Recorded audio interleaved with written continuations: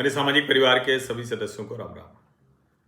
अक्सर गैस तेल के संकट के बीच टीवी की बहस में इजराइल से हमें लाभ क्या हो रहा है ये पूछा जाता है। वैसे तो इजराइल से हम रक्षा तकनीक के मामले में, खेती की तकनीक के मामले में बहुत कुछ साझा करते हैं। सूचना तंत्र विकसित करने में, खुफिया सूचना तंत्र विकसित करने में हम बहुत कुछ इजराइल से लेते हैं। इजराइल और भारत के रिश्ते लगातार, यानी तब भी जब उस तरह से उसको स्वीकृति नहीं मिली थी, तब भी जब कांग्रेस की सरकार के दौरान रिश्ते तो थे लेकिन दबे छिपे थे, हिम्मत नहीं होती थी सीधे उसे स्वीकार करने की, तब भी इजराइल हमारे साथ खड़ा रहा। अब इजराइल ईरान के साथ जो कर रहा है, मानवता के लिहाज से देखे तो अब आगे नहीं होना चाहिए, लेकिन जरा उसकी मनोदशा समझिए।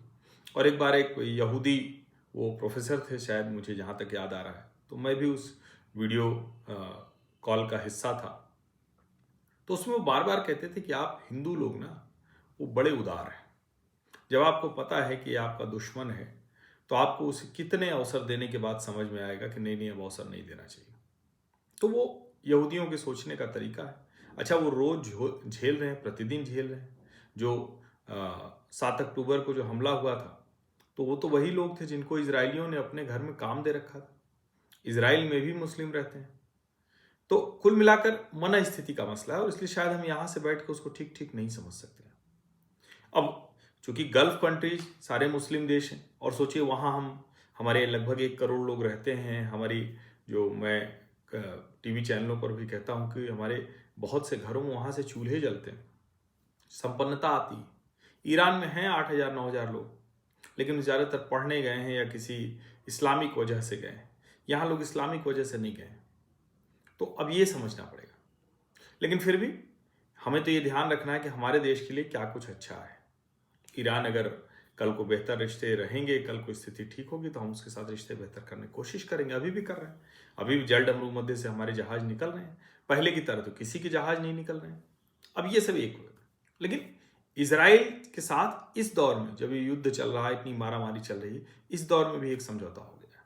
अब ये छोटी सी खबर दिखी, वैसे तो इस खबर को इग्नोर किया जा सकता है कि भाई ठीक है, इसमें क्या, ऐसा क्या है, मतलब ऐसी कोई चीज़ तो है नहीं कि आपने बहुत उसको अलग से करके दिखा दिया।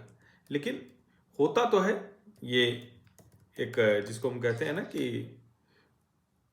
मतलब कोई ऐसी चीज़ हो जाए तो फिर उसको समझना तो पड़ता है। और अभी इजरायली कंपनी के साथ भारतीय कंपनी ने एक समझौता किया है। $11 मिलियन की डील है, और मतलब ऐसी कोई बहुत बड़ी डील नहीं है, लेकिन $11 मिलियन की डील किस चीज़ की है? UAV, यानी unmanned aerial vehicle, unmanned aerial vehicle, drone, ये सब है।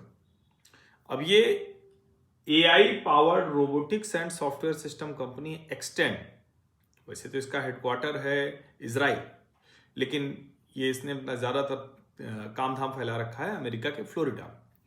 उसके साथ वो भारत की कंपनी है, ये भी डिफेंस टेक्नोलॉजी कंपनी है, रायोनिक्स टेक। इन दोनों ने समझौता किया है, और जो AI इनेबल्ड ऑटोनॉमी प्लेटफॉर्म है XOS, उसको ये यहाँ लेकर आएंगे। जो समझौता हुआ है, इसकी लोकलाइज्ड मैन्युफैक्चरिंग होगी, यानी यहीं पर वो बनाया जाएगा। टेस्टिंग और डिस्ट्रीब्यूशन कैपेबिलिटी वो सब यहीं होगा। तो एक्सटेंड यहाँ आएगा अपने उस प्रोग्राम को लेकर, और जाहिर है जब इस तरह के समझौते होते हैं तो उसका बड़ा सीधा सा मतलब होता है। अब ये रक्षा क्षेत्र का समझौता है। Extend is the same company that had last year bagged a contract to supply the Israeli army with 5,000 assault drones। यानी इसका क्वालिटी का समझिए कि इसी कंपनी को इजरायली सेना ने 5,000 असॉल्ट ड्रोन बनाने का भी कॉन्ट्रैक्ट दिया था।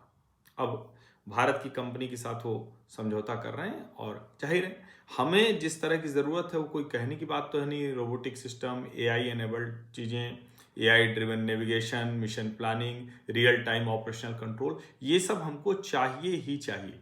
और चूंकि लोकल मैन्युफैक्चरिंग है, तो उससे जाहिर है कि उसमें एक लाभ होगा हमको, आगे टेक्नोलॉजी भी इसकी मिल पाएगी। India represents one of the fastest growing defense technology market globally with increased demand for sovereign manufacturing and AI enabled autonomous system.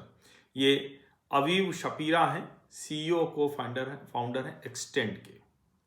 तो भारत कई बार लोग जो कहते हैं ना कि कहाँ किससे क्या हासिल कर पा रहा है, तो हम अभी दुनिया के जिस जंजाल में हैं उस जंजाल को समझना बहुत जरूरी है। और जाहिर है हम दुनिया ऐसी मुश्किलों में है, कोई अलग से तो हम है नहीं, भारत भी उन्हीं मुश्किलों में है, तेल गैस वाली मुश्किल है, लेकिन उसके बीच में भी हमारा कैसे भला हो सकता है, हमारे देश का भला कैसे हो सकता है, कितना हम कम नुकसान कर सकते हैं, ये समझना जानना तो बहुत जरूरी है। आप सभी का बहुत बहुत धन्यवाद। सब्सक्राइब अवश्य कर लीजिए, नोटिफिकेशन वाली घंटी दबा लीजिए, लाइक का बटन दबा लीजिए, अधिक से अधिक लोगों तक इस वीडियो को पहुंचा दीजिए। धन्यवाद।